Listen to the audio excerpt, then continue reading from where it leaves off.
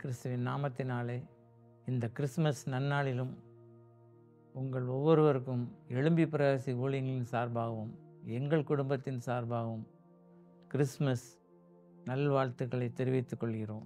ஆமென்.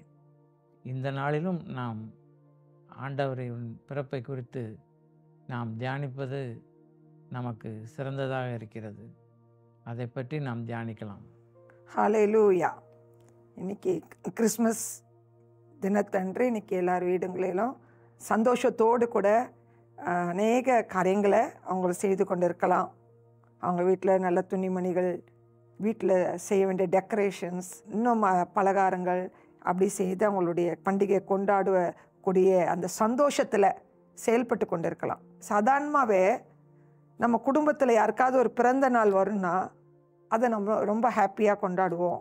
அந்த பிள்ளைங்கள் அவ்வளோ சந்தோஷமாக எப்போ கேக் கட் பண்ணுவாங்க, அப்படி என்ன நடக்கும், அவளோடு கூட நல்ல குடும்பமாக சந்தோஷமாக அந்த காரியத்திற்காக அவங்க ஆயத்தப்படுவாங்க. ஆனால் இயேசு கிறிஸ்துனுடைய பிறந்த நாள் ஒரு குடும்பத்துக்கு மட்டுமல்ல, உலகம் முழுவதற்கும் அது மகிமை நிறைந்த ஒரு நாளாக அது காணப்படுகிறது.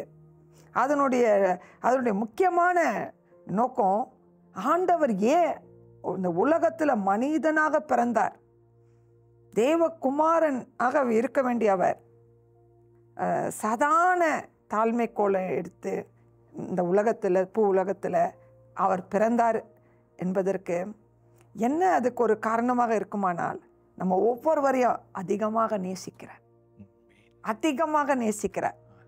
நம்ம எப்பொழுதும் சந்தோஷமாக இருக்கணும், எப்பொழுதும் சமாதானத்தோடு இருக்கணும், பரிசுத்தமாக இருக்கணும், நம்ம அப்படி வாழணுன்ற அவருடைய உள்ளத்தினுடைய அந்த வாஞ்சைகள், கஷ்டப்படக்கூடாது, பாவத்தின் நிமித்தமாக பிசாசினுடைய கிரியைகள்னால பாதிக்கப்படக்கூடாது, இதெல்லாவற்றையும் நினைத்து நம்மளை அப்படிப்பட்ட தீங்குலேருந்து விலக்கி அவர் இரத்தத்தால் மீட்டு எடுக்க தான் அவர் தன் தேவகுமாரனாகிய இயேசு கிறிஸ்துவை இவ்வுலகத்தில் தமக்கு ஜீவ பலியாக ஒப்பு கொடுக்கவே அவர் இந்த உலகத்தில் பிறந்திருக்கிறார். ஹல்லேலூயா. ஹல்லேலூயா. எவ்வளோ பெரிய அது பாக்கியம், சந்தோஷம் நிறைந்த ஒரு நாளாக இருக்கிறது. இந்த நிகழ்ச்சியை பார்க்கிற ஒவ்வொரு வீட்டுக்குள்ளும் இப்படி தான் கிறிஸ்துமஸ் கொண்டாட்டங்கள் காணப்படக்கூடியதாக அது இருக்கிறது. எனக்கு அருமையானவர்களே, ஒரு வேளை எனக்கு இந்த நாளையில் ஒரு நல்ல ஒரு ட்ரெஸ் கூட எடுக்க முடியல, என் பிள்ளைகளுக்கு நல்லதாக ஒன்று செய்து கொடுக்க முடியல, எனக்கு ஒரு வருமானத்தில் அந்த ஒரு வசதி எங்களுக்கு இல்லாததுனால இந்த கிறிஸ்மஸ் பண்டிகையில் நீங்கள் ஒரு வேளை சோர்ந்து போயிருக்கீங்களா? உங்களுக்கு ஒரு நற்செய்தி, இயேசு கிறிஸ்து உங்கள் வீட்டில் மட்டுமல்ல உங்கள் உள்ளத்துக்குள்ளே பிறக்கும்போது அது தெய்வீக சமாதானம், தெய்வீக சந்தோஷம். அதை காட்டிலும் மற்ற எல்லாவற்றை காட்டிலும் நீங்கள் சந்தோஷத்தோடு தேவனை துதித்து மகிழ்ந்து அவரில் களி கூறுவீங்க பாருங்க. அவரே உங்கள் உள்ளத்துக்குள்ளே பிறந்திருக்கும் போது தான் அந்த சந்தோஷம், மகிழ்ச்சி தான் கிறிஸ்மஸினுடைய மகிமையான பண்டிகையாக நீங்கள் கொண்டாடக்கூடியதாக இருக்கும் என்பதில் சந்தேகம் இல்லையா? அதுதானே மகிமையான ஒரு காரியம். பாருங்க, நம்ம இன்னைக்கு கிறிஸ்மஸுடைய இந்த தேவனுடைய பிறப்பை குறித்து நம்ம தியானிக்க போகிறோம் இல்லையா? அப்போ அவருடைய பிறப்பு எப்படிப்பட்டதாக இருக்கிறது என்றால், பிறக்க போகிற காரியங்கள் எல்லாம் ஒரு வெளிப்பாடோட அந்த வார்த்தைகள் முன்பே சொல்லப்பட்டிருக்குதுன்னா அது எவ்வளோ பெரிய காரியமாக அது காணப்படுகிறது இல்லையா? அதில் இன்னொரு காரியம், அவருக்கு பேரும் கொடுக்குறாங்க. இதுதான் ஆச்சரியமான ஒரு காரியம். அவருக்கு இம்மானுவேல் என்று இப்படி தான் பேரிடுவாங்க, இந்த பிள்ளைக்கு இந்த பேர் வரும் அப்படின்னு சொல்கிறாங்கன்னா எவ்வளோ சந்தோஷமான காரியம். இன்றைக்கி பிள்ளை பிறந்தோடனே இன்றைக்கி என்ன செய்கிறாங்கன்னா, அவங்க தாய் தகப்பனார் பிள்ளைகள் பிறக்கும் போது பேர் என்ன பேரை கொடுக்கறது, எப்படி கொடுக்கறது, அநேக விதமான கூகுள் மூலமாகவும் சிலர் பைபிள் வசனத்தின் மூலமாகவும் இன்னும் பல காரியங்கள் மூலமாகவும் பிள்ளைக்கு பேர் கொடுக்குறாங்க. இப்படி இது கொடுத்தா நல்லாயிருக்கும், இப்படி கொடுத்தா நல்லாயிருக்கும் அப்படின்னு சொல்லி அவங்களாம் இது பண்ணுறாங்க. ஆனால் ஆண்டவராகிய இயேசு கிறிஸ்துக்கு தேவாதி தேவன் அவர் அன்றே என்ன செஞ்சிட்டாரு, இந்த பிள்ளைய பிறக்கும்போது இதுக்கு இந்த பெயர் வைப்பாள் அப்படின்னு சொல்லப்பட்டிருக்கிறது. எவ்வளோ பெரிய ஆச்சரியமான ஒரு காரியம் இல்லையா? இம்மானுவேல். அதே காரியத்தை தான் நம்ம மத்தேயு 1வது அதிகாரம் 23வது வசனத்தில் நம்ம வாசிக்கிறோம். புதிய ஏற்பாட்டில் அவன் இதோ ஒரு கன்னிகை கர்ப்பவதியாகி ஒரு குமாரனை பெறுவாள், அவருக்கு இம்மானுவேல் என்று பெயரிடுவார்கள் என்று சொன்னான். இம்மானுவேல் என்பதற்கு தேவன் நம்மோடு இருக்கிறார் என்று அர்த்தமா? தேவன் நம்மோடு இருக்கிறார் என்றார். ஆமென். புதிய ஏற்பாட்டிலும் அதே காரியம் சொல்லப்படுகிறது இல்லையா? அப்போ ஆண்டவருடைய அந்த பிறப்பினுடைய மகிமையை தீர்க்கதரிசியின் மூலமாக நம்ம அறிந்து கொள்கிறோம். அப்போ அந்த காரியம் எப்படி நடந்தது என்றது நம்ம பார்க்கணும்ல. இது எப்படி பிறப்பார் என்று போட்டிருந்துச்சு, அது எப்படி நடக்குதுன்னு பாருங்களேன். லூக்கா 1வது அதிகாரம் 34-36 வசனத்தை நீங்கள் வாசிங்க. அதற்கு மரியாள் தேவதூதனை நோக்கி, இது எப்படியாகும், புருஷனை அறியேனே என்றாள். தேவதூதன் அவளுக்கு பிரதியுத்தரமாக, பரிசுத்த ஆவி உன்மேல் வரும், உன்னதமானவருடைய பலம் உன்மேல் நிழலிடும், ஆதலால் உன்னிடத்தில் பிறக்கும் பரிசுத்தமுள்ளது தேவனுடைய குமாரன் என்னப்படும். இதோ உனக்கு இனத்தாளாயிருக்கிற எலிசபெத்தும் தன் முதிர் வயதிலே ஒரு புத்திரனை கற்பந்தரித்திருக்கிறாள். மலடி எனப்பட்ட அவளுக்கு இது 6ஆம் மாதம். ஆமென், ஹல்லேலூயா. அப்போ மரியாளுக்கு தேவதூதன் வந்து கிருபை பெற்றவளே, தேவனிடத்தில் கிருபை பெற்றவளே என்று சொல்லி அவர் கூப்பிட்டு அவர் என்ன சொல்றாரு, உனக்கு தேவாதி தேவன் பிறப்பார் என்று சொல்வது கேட்கும்போது அவளுக்கு ஒரு அதிர்ச்சியாக தான் இருந்திருக்கும் இல்லையா?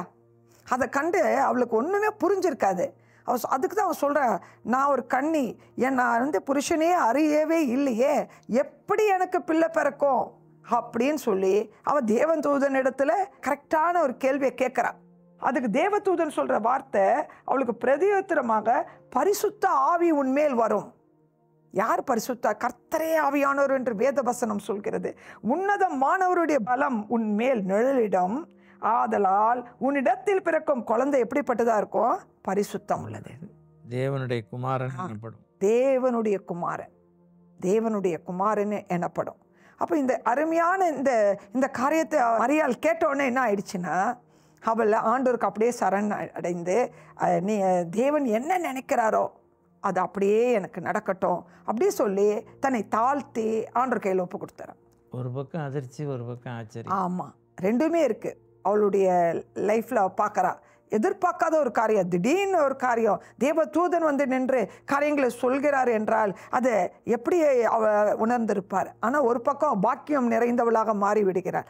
அவள் தாழ்த்தினாக்குள்ள அவளுக்குள்ள ஒரு சந்தேகமோ எப்படி ஆகுமோ என்ற ஒரு எண்ணம் இருக்குது. அதுக்கு ஒரு அடையாளம், முதலாவது அடையாளம் ஏசாயா தீர்க்கதரிசி சொல்கிறார், இப்படி ஒரு கன்னிகை பிள்ளை பிறக்கும், என்ன ஆகும், அந்த பிள்ளைக்கு இம்மானுவேல் பேர் வைப்பாங்கன்னு சொல்கிறார். ஆனால் அடுத்த காரியத்தில் இந்த இடத்துல ஒரு அடையாளம் என்ன நடக்குதுன்னா, அதுக்கு அந்த தேவதூதன் சொல்கிற வார்த்தை, இதோ உனக்கு இனத்தாளாய் இருக்கிற எலிசபெத் தன் முதிர் வயதிலே ஒரு புத்திரனை கற்பந்தரித்திருக்கிறாள். மலடி எனப்பட்ட அவளுக்கு 6 மாதம்.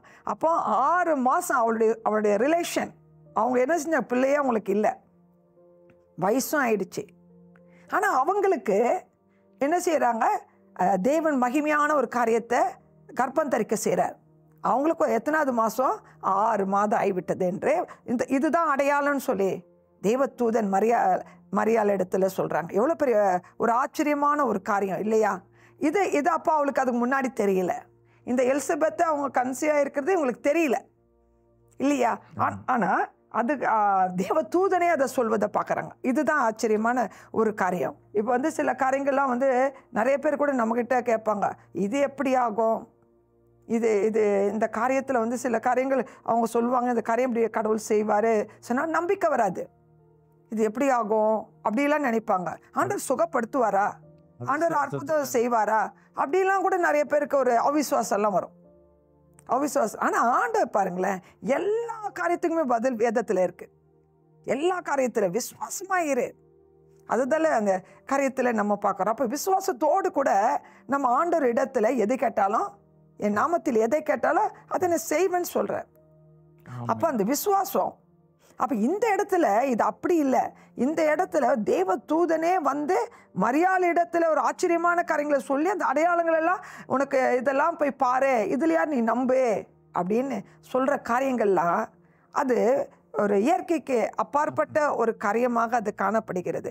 ஒரு மகிமையான ஒரு அற்புதமான ஒரு காரியமாக இது காணப்படுகிறது. நிறைய பேர் கூட நம்ம சாட்சிகளை கூட கேட்டிருக்கோம். திடீர்னு அவங்களுடைய சரீரத்தில் வியாதிகள், பலவீனங்கள், தீராத வியாதிகள் இருக்கலாம், டாக்டர்களால் கைவிடப்பட்ட நிலை இருக்கலாம். அப்படிப்பட்டவங்களுக்காக ஜெபம் பண்ணும்போது கூட அற்புதம் நடந்தது, அதிசயம் நடந்ததுன்னு சொல்லுவாங்க. அவங்களுடைய சரீரத்தில் சில கட்டிகள் உடைந்து அது பரிபூர்ண விடுதலை கிடைக்கிறத கூட சாட்சி சொல்கிறதெல்லாம் நம்ம கேட்டிருக்கோம். நிறைய பேர் சொல்லுவாங்க. அப்படி கர்த்தருடைய வல்லமை எங்கே உண்டு அங்கே விடுதலை உண்டு தான். அது ஒரு மிரக்கல் இல்லையா?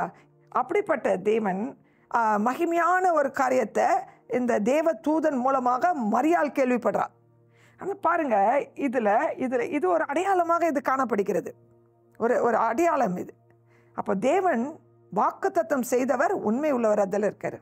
எனக்கு அருமையானவர்களே, கர்த்தர் ஒருவேளை உங்களுக்கு அநேக வாக்குத்தத்தங்கள் கொடுத்துருக்கலாம், அநேக தீர்க்க தரிசனமான காரியங்கள் உங்களுக்கு சொல்லப்பட்டிருக்கலாம். அப்போ நீங்கள் என்ன செய்யணும்னா இதை விசுவாசிக்கணும். உங்களுக்கு ஏன் அவிசுவாசம் வருதுன்னா அதுக்கு ஒரு காரணம். ஏன் ஏற்றுக்கொள்ள முடியாத சில காரியங்கள் உங்களுக்கு வருதுன்னா, நீங்கள் தேவாதி தேவனை அவர் மகிமையான பிரசன்னத்தில் பரிசுத்த இருதயத்தோடு அவரை நீங்கள் நோக்கி பார்க்கும்போது, அவர் மேலே உள்ளத்தின் ஆழ்ந்த அன்பு செலுத்தும் போது இந்த காரியத்தில் நிச்சயமாகவே இந்த காரியம் நடக்குன்ற அந்த விசுவாசம் உங்களுக்குள் பலமாக கிரியை செய்வோம். அந்த வாக்குத்தத்தம் நிறைவேறும். தேவன் கொடுத்த அந்த தீர்க்க தரிசனம் நிறைவேறும். அப்போ உங்களுக்கு சில பிரச்சனைகள் வரலாம், போராட்டங்கள் வரலாம். நீங்கள் அதெல்லாம் பார்க்கக்கூடாது. கர்த்தர் கொடுத்த வாக்குத்தத்த வசனத்தை தான் உறுதியாக நீங்கள் நம்பணும். இந்த மரியாளுடைய வாழ்க்கையில் இந்த வாக்குத்தத்தம் வருது, இந்த மகிமையான காரியங்கள் வருது. ஆனால் அவளுக்கு சோதனை வருது. அருமையான மரியாளுக்கு சோதனை என்ன சோதனை? அவங்க குடும்பத்தார் அவங்களுக்கு கல்யாணம் ஃபிக்ஸ் பண்ணிட்டாங்க. என்கேஜ்மெண்ட் ஆயிடுது. ஆனால் என்கேஜ்மெண்ட் ஆனாலும் இந்த இடத்துல என்ன நடக்குதுன்னா, தேவன் கரெக்டாக ஒரு பர்சனை தேர்ந்தெடுத்துட்டார். மரியாளை தேர்ந்தெடுத்துட்டார். மரியாள் தேவனால் அழைக்கப்பட்டிருக்கிறார். அவருடைய மகிமையை அவள் மூலமாக வெளிப்படுத்த தேவன் மரியாளை ஒரு பாத்திரமாக பயன்படுத்த ஆரம்பித்தார். இந்த சூழ்நிலையில் இப்போ அவள் கர்ப்பவதியானாள் என்றால் அது எவ்வளோ பெரிய பேச்சு அடிப்படும், நிந்தைகள், அவமானங்கள் வரும். எல்லாமே அவளுக்கு உள்ளத்துக்குள்ள ஒரு பாரம் இருந்தாலும், ஆனால் கர்த்தர் சொல்லிட்டார். ஏன்னா அவளுக்கு டைரக்டாக ஆண்டவருடைய அந்த வார்த்தைகளும் அந்த காரியங்களும் அவள் உள்ளத்தின் ஆழத்தில் கிரியை செய்து இந்த வாக்குத்தத்தம் நிறைவேறும். இது ஆண்டவருடைய பிள்ளை என்னிடத்துல பிறக்கும் என்று அவளுக்குள்ள ஆழ்ந்த விசுவாசம் வர ஆரம்பிச்சது. ஆனால் அது மாத்திரம் இல்லை, அது ஆண்டவர் அவளை மட்டும் விடாதபடிக்க அவளை நியமிக்கப்பட்ட யோசப்போடையும் தேவதூதன் மேல் சொப்பனம் மூலம் பேசுகிற அதை பார்க்கலாம். அது பாருங்க, மத்தேயு 1 அதிகாரம் 21 வசனத்தை வாசிங்க. 1 அதிகாரம் 21. அவள் ஒரு குமாரனை பெறுவாள், அவருக்கு இயேசு என்று பெயரிடுவாயாக. ஏனெனில் அவர் தமது ஜனங்களின் பாவங்களை நீக்கி அவர்களை ரட்சிப்பார் என்றான். பார்த்தீங்களா? ஆண்டவர் மரியாளுக்கு தரிசனமாகிறது மட்டும் இல்லை, அங்கே பாருங்க, அவளுக்கு நியமிக்கப்பட்ட அவருக்கு சந்தேகம் வந்துருமா வராத? நேச்சுரலாக வந்துடும் எல்லாருக்குமே. அப்போ அதை கரெக்ட் பண்ணணும். இப்போ அதை தெளிவுபடுத்துறதுக்காக அவருக்கு ஒரு சொப்பனம் வருகிறது. அவளை எதுவும் செய்யாத, அவள் இடத்துல பிறக்கிறது பரிசுத்தமானது எல்லாம் சொல்லிட்டு அங்கே ஒரு பேர் கொடுக்குறாங்க அவருக்கு என்ன வைக்கணும்? இயேசு என்று பேரிடுன்னு சொல்கிறாங்க. இயேசு என்று பேரிடு.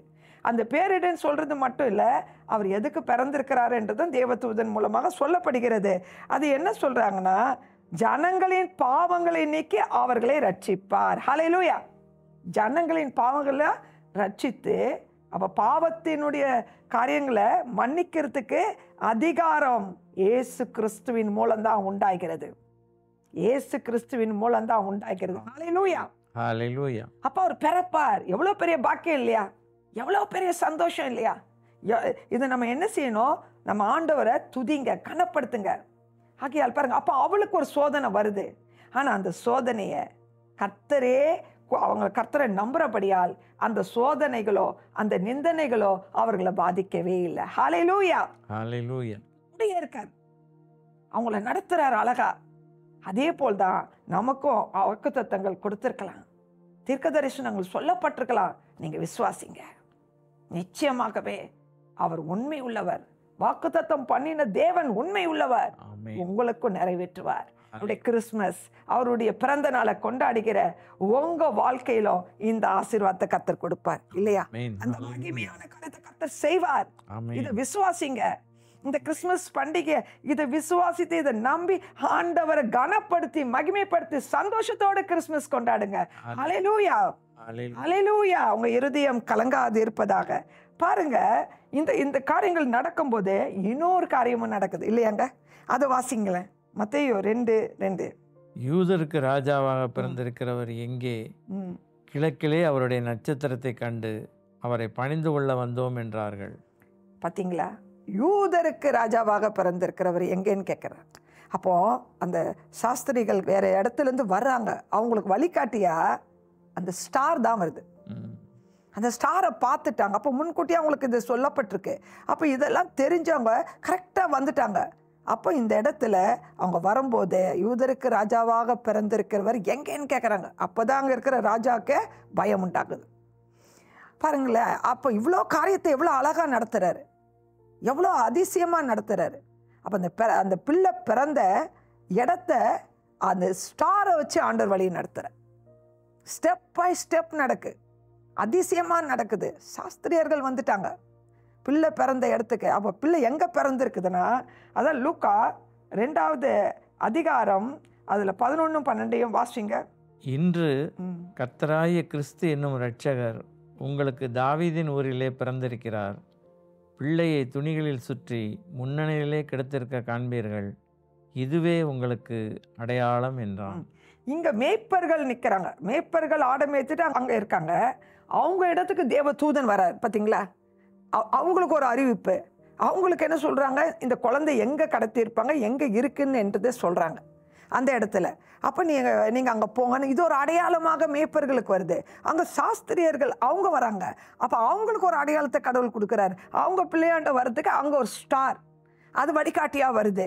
கர்த்தருடைய மகிமையை பார்க்கும்போது, கர்த்தருடைய மகத்துவத்தை பார்க்கும்போது அதுக்கு ஈடாக வேற ஒன்றுமே இருக்க முடியாது. ஹல்லேலூயா, இல்லையா?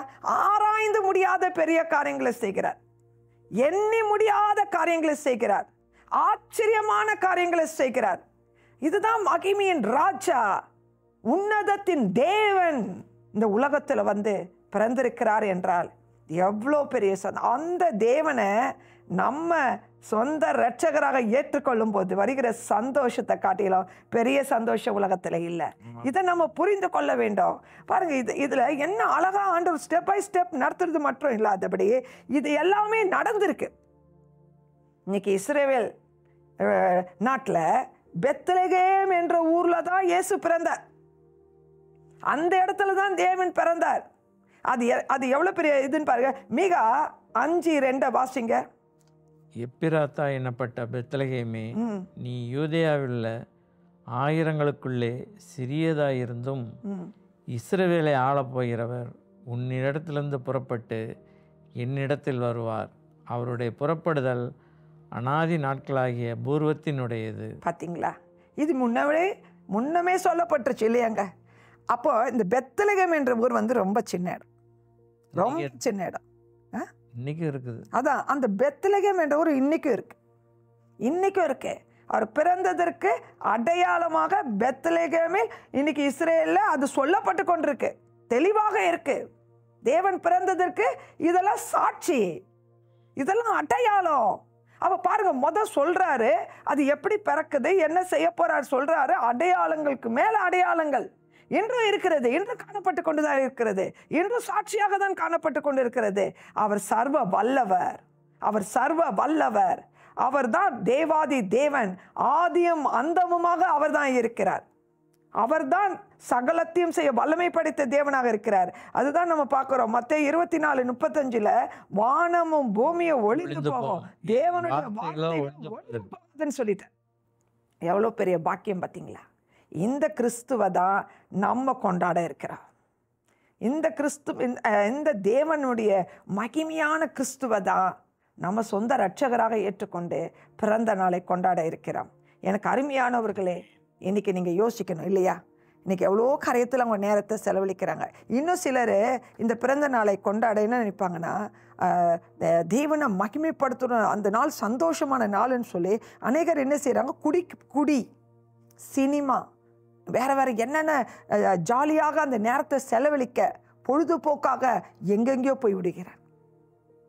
அப்படியாக அவங்க கிறிஸ்மஸ் பண்டிகை அதை அந்த மகிழ்ச்சியை பாவத்தினுடைய அறிகுறியான சில காரியங்கள்ல அவங்க செலவழிக்கிறாங்க. குடி என்பது பாவத்தினுடைய காரியங்கள், பாவம் பழக்க வழக்கங்கள், இன்னும் இச்சையினுடைய கிரியைகள், பலவிதமான அடிமைப்பட்டு அதுதான் கிறிஸ்மஸ் கொண்டாடுறோன்னு சொல்லிட்டு அப்படி வாழ்கிற ஜனங்களும் உண்டு.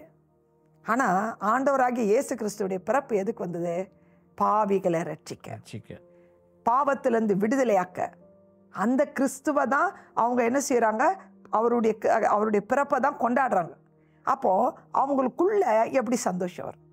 ஒரு இருள் தாலே இருக்கும், அவங்களுக்குள்ள மகிழ்ச்சி இருக்காது, அவங்களுக்குள்ள சமாதானம் இருக்காது. ஏன்னா தேவன் மகா பரிசுத்தர் போட்டிருக்கு. அப்போ பரிசுத்தம் இல்லாத தேவனை தரிசிக்க முடியாது. அப்போ அவர் முகத்தை எப்படி பார்ப்பாங்க? அவர் வெளிச்சத்தின் தேவன், அவர் பிரகாசத்தின் தேவன். அப்போ அவர் முகத்தை எப்படி பார்ப்பாங்க? அவரோடு கூட எப்படி உறவு கொள்ள முடியும்? அதுக்கு தான் அவர் இந்த உலகத்துக்கு வந்து பிறந்திருக்கிறார் இல்லையா? அப்போ இந்த தேவனை பிறந்தனால நம்ம நினைக்கிற சின்ன பிள்ளையாகவே அவர் நினைக்காதபடிக்கு அவர் பிறந்து வளர்ந்து நமக்காக ஜீவனே கொடுத்திருக்கார் இல்லையா? நமக்காக ஜீவனே அவர் கொடுத்துட்டார். அப்போ அந்த ஜீவனே கொடுத்த தேவன் எதுக்கு கொடுத்தார்? அவர் ரத்தம் எதுக்கு சிந்தப்பட்டது? இயேசு கிறிஸ்துவ ரத்தம் சகல பாவங்களை அப்போ நம்மை சுத்திகரிக்கும். அதுதான் சந்தோஷம். அப்போ ஒரு பாவி மனம் திரும்ப வேண்டும், ஒரு பாவி ஒரு பாவத்திலிருந்து விடுதலையாக்க வேண்டும் என்று சொல்லி தான் இயேசு இந்த உலகத்திற்கு வந்தார். இயேசு இந்த உலகத்தில் பிறந்தார். இதுதான் உண்மை இல்லையா? அப்போ இயேசு கிறிஸ்துவ ரத்தம் இல்லாமல் பாவ மன்னிப்பு நிச்சயம் இல்லைன்னு வசனம் இருக்கு. அப்போ எவ்வளோ அன்பு இல்லை நம்ம மேலே, எவ்வளோ கரிசனை, எவ்வளோ இரக்கம், எவ்வளோ தயவு. பரலோகத்தையே துறந்து இந்த பூலோகத்தில் ஒரு சாதாரண மாட்டு தொழுவத்தில் அவர் பிறந்தார். அவர் சிறியவர்களையும் எளியவர்களையும் அவரை பட்சபாதம் பார்க்காதபடி அனைவரையும் நேசிக்கிறவர். அவர் பட்சபாதம் பார்க்காதபடி அனைவரும் நேசித்து இந்த உலகத்துக்கு தேவ மகனாக இந்த உலகத்துல பிறந்தார். ஹல்லேலூயா, ஹல்லேலூயா. எனக்கு அருமையானவர்களே, வாழ்க்கையில ஒருவேளை நீங்க இயேசுவை அறிஞ்சிருக்கலாம், இயேசுவை தெரிஞ்சிருக்கலாம், தெரிஞ்சு நீங்க கிறிஸ்துமஸ் கொண்டாடி கொண்டிருக்கலாம். ஆனா உள்ளத்துல ஆண்டவர் பிறந்திருக்கிறாரா? இந்த இம்மானுவேல் என்பதற்கு தேவன் நம்மோடு இருக்கிறார் இல்லையா? நம்மோடு இருக்கிறார். நம்மோடு இருக்க வந்த கர்த்தர் இன்னைக்கு உங்க இருதயத்துக்குள்ள இருக்காரா? உங்க உள்ளத்துக்குள்ள இருக்காரா இல்லையா? அவர் அவங்க உள்ளத்துக்குள்ள பிறந்திருக்கணும் இல்லையா? அப்படி உள்ளத்துக்குள்ள இல்லாதபடிக்கு தேவன் எப்படி அவங்களோடு இருப்பார்? தேவன் எப்படி அவங்களோடு இருக்க முடியும்? அப்போ அந்த இயேசு ரத்தத்தால நீங்க கழுவப்பட்டு அவர் பிள்ளையாக நீங்க உங்க பாவத்தை அறிக்கை செய்யும்போது அவர் உங்க உள்ளத்துல வருவார், உங்க உள்ளத்துல பிறப்பார். ஒரு தெய்வீக சமாதானத்தை இன்னைக்கு அனுபவிக்க போறீங்க. இன்னைக்கு அனுபவிப்பீங்க, நாளைக்கு இல்லை. நீங்க கிறிஸ்துமஸை கொண்டாடுறீங்க இன்னைக்கே. அந்த உன்னதமான காரியம் ஏன் சொல்லப்படுகிறது என்றால், இதெல்லாம் நீங்க புரிஞ்சுக்கிட்டா அந்த மகத்துவமான தேவனை அறிஞ்சு நீங்க ஏற்றுக்கொள்ளும் போதுதான் இந்த கிறிஸ்துமஸ் உண்மையாலுமே கர்த்தர் உங்களோடு இருந்து நீங்க செலிப்ரேட் பண்ற கிறிஸ்துமஸாக அது இருக்க முடியும்.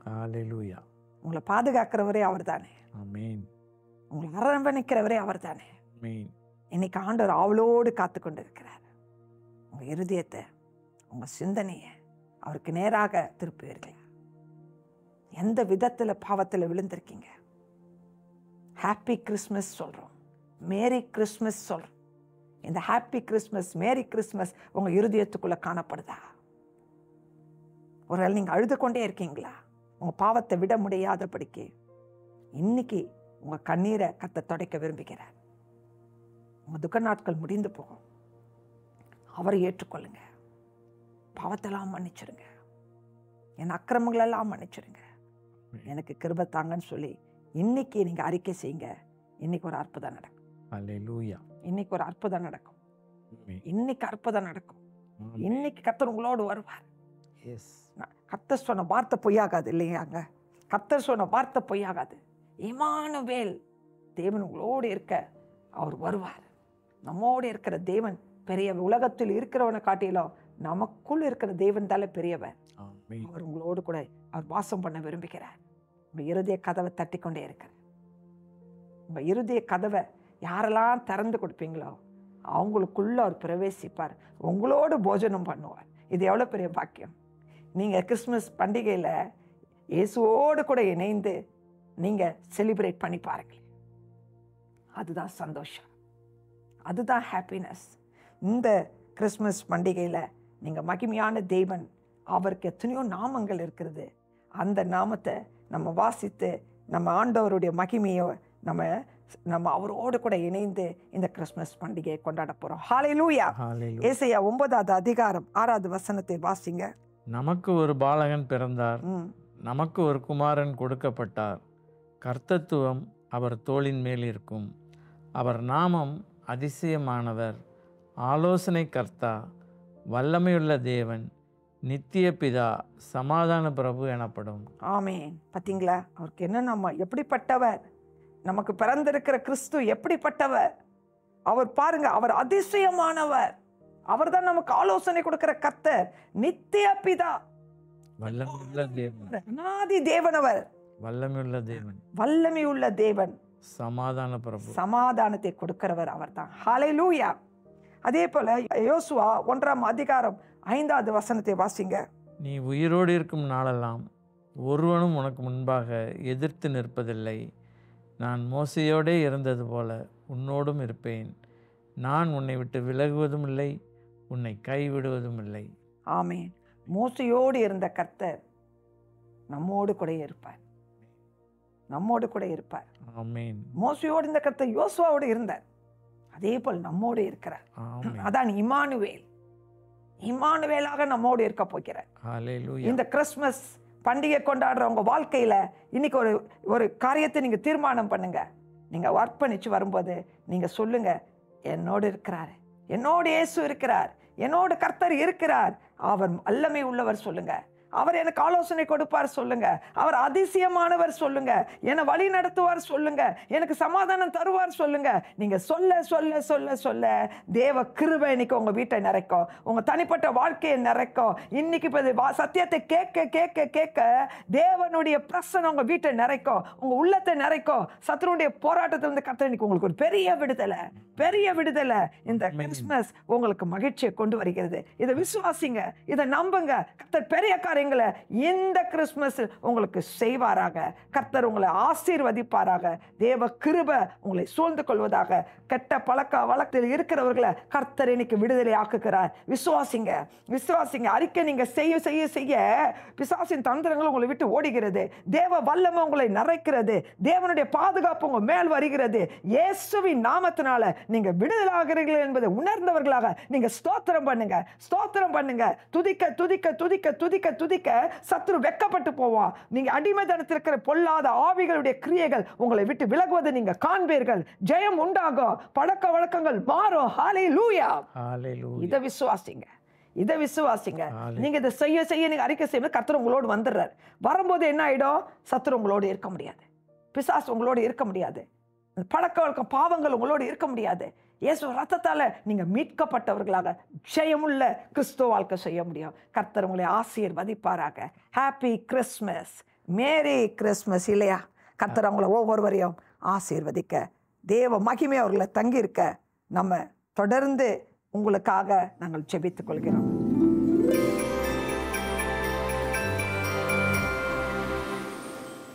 அன்புள்ள இயேசு சுவாமி, அப்பா, இந்த கிறிஸ்மஸ் பண்டிகையை கொண்டாடுகிற ஒவ்வொருவரையும் கர்த்தர் இந்த நல்ல நாளில் நினைத்தருளி ஆசீர்வதிப்பாராக, நினைத்தருளி ஆசீர்வதிப்பாராக.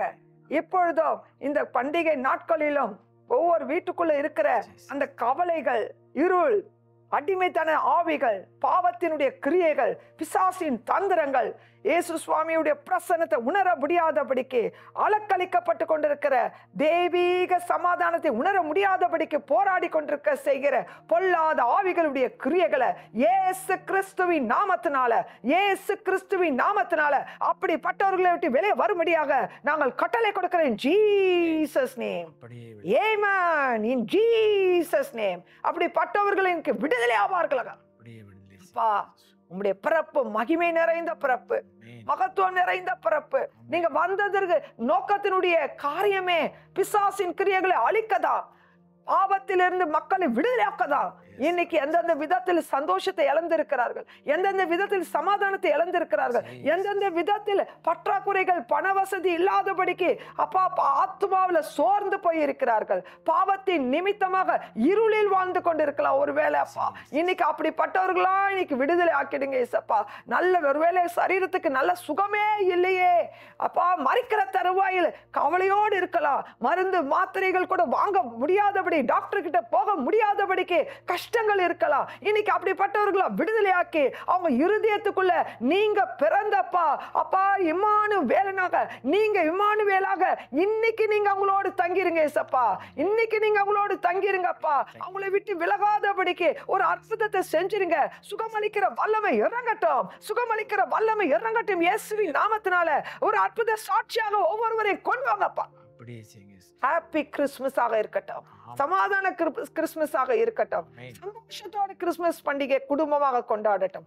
ஆசீர்வதிங்க இயேசுவின் நாமத்தில் பிதாவே. ஆமென். ஆமென். God bless you.